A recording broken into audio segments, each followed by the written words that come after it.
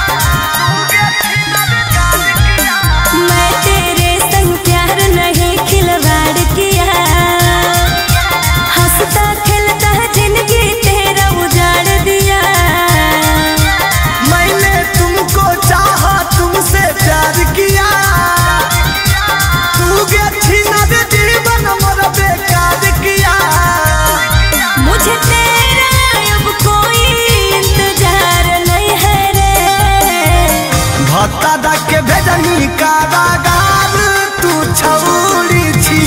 नार हकी गे मीडिया में करोही प्रचार तू छौड़ी छी नार हकी गे